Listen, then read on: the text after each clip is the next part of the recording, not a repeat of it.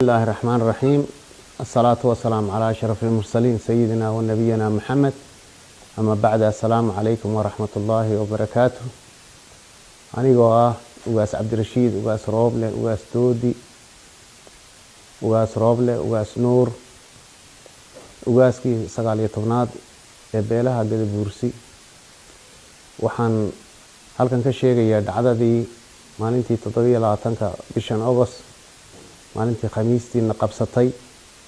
halkan waxaan ka baxnay 8 iyo barkii subaxnimo jigjiga. waxaan ku sii soconay dadkeygii bulshadeedii baan ku socday sidii caadiga ahaydba. horeba dadkeyga ugu tagi jiray ayaan safarkaas galay iyadoo 3 odayna aan horeba u diray oo aan sii xaqiijiyeen inay nabadgeliyo dulku yahay oo barasaabkii ay la kulmeen, meeyarkii la kulmeen, shacabkiina ay wargelin sii siiyeen inaan imaanayo iyadoo jawiga aan ku socday.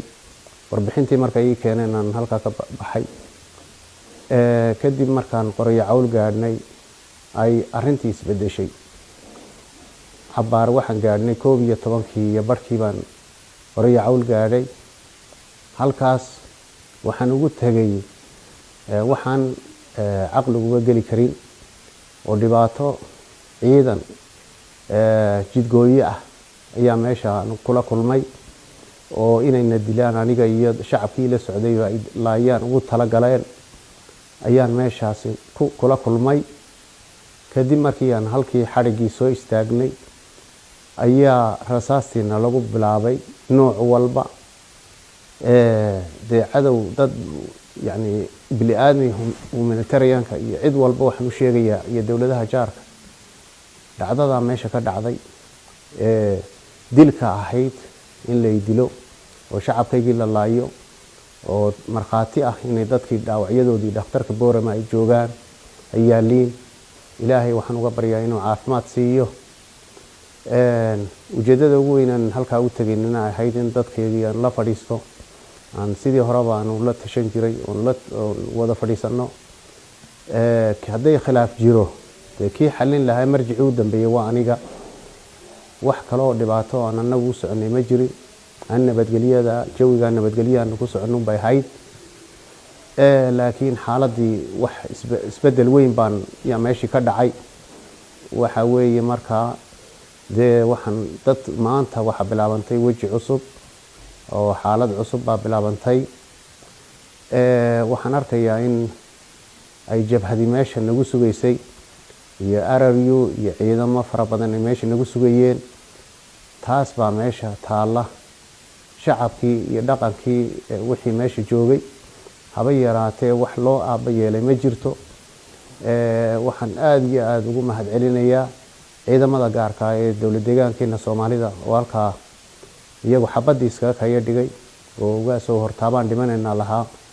runtii aad iyo aad bay u mahadsan yihiin sida ay noo badbaadiyeen aniga shacabkiiba.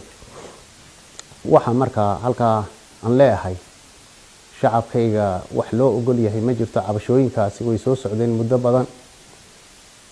maanta se waxa weeye waa jabhad hubeysan ayuun baa dadkaygii haysata oo shacabkaygii maanta ilaa hadda 3 maalmood baa rasaas ayaa lala dhacayaa. salaadiintii ma hadli karto, aqoon-yahankii ma hadli karaan.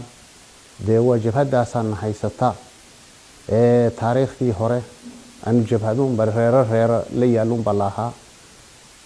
waxa weeye markaa waxaan leeyahay waa balan arinta tashi guud inaan ka yeelano warbajoog haday tahay qolqoljoog haday tahay in la isku yimaado oo la wada tashado oo jidgooyadaasi laga tashado iyo jabhada hubeysan in laga tashado oo fadhi kale loo aan wada yeelano ayaan ku baaqayaa. gumaysiga iyo dulmiga iyo tacadigaana laguma sii jiri karo. ummadda la xasuuqayo laguma sii jiri karo. ummadda Soomaaliyeed meel kastoo ay joogtaba way arkaysaa in dulmiga socda inaad aragtaan oo anigiiba maanta ay qabsatay.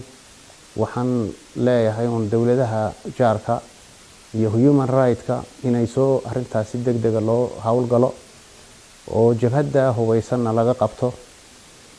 annagana way noo taallaa sidii shacabkayga aanan xoog loogu haysan karin inay shacabkaygu ogaadaan oo wax meeshaasi noo yaallaa inaynay jirin, waxaba yaraatee maamul iyo dowlad lagu tilmaamaana aynay jirin, qabiil qabiil u amar ku taagleynaya un meesha u yaallo. taasna waa laga bixi insha allah, dadaalkeedana waan ku jirnaa, adduunyadoo dhanna waanu gaadhsiinaynaa. sharafta iyo karaamadan dhowraynay intaasoo dhan waan ka aamusnayn, waxa qaladka dhacayo oo dhan waanu arkaynay. xaqu dirar inaan nahayna cid waliba way og tahay. maantana hawshaa socota waa waxaan laysku saamaxayn, dadkayguna inay intaa ogaadaan ayaan doonayaa, oo meel walba ka kacaan, oo dulmiga ummadeennii iyo rafaadkaa haysta inaan iska dhicinno oo aan meel uga soo wada jeesano ayaan anu ugu baaqayaa ummadaydii. inta kalena gadaal baan iniga sheegi doonaa. waad mahadsantihiin. odayadaydii aan diray oo iyagu golxaadhka maasha u tegay markii hore waad wareysanaysaan, waa kuwani la fadhiya in wax waliba caadi ay ahaayeen oon si nabadgelyo ah ku soconay iyay nii sheegayaan. khilaafkaasina goor wuxuu isbedelay ma garanayo, waana ila joogaan.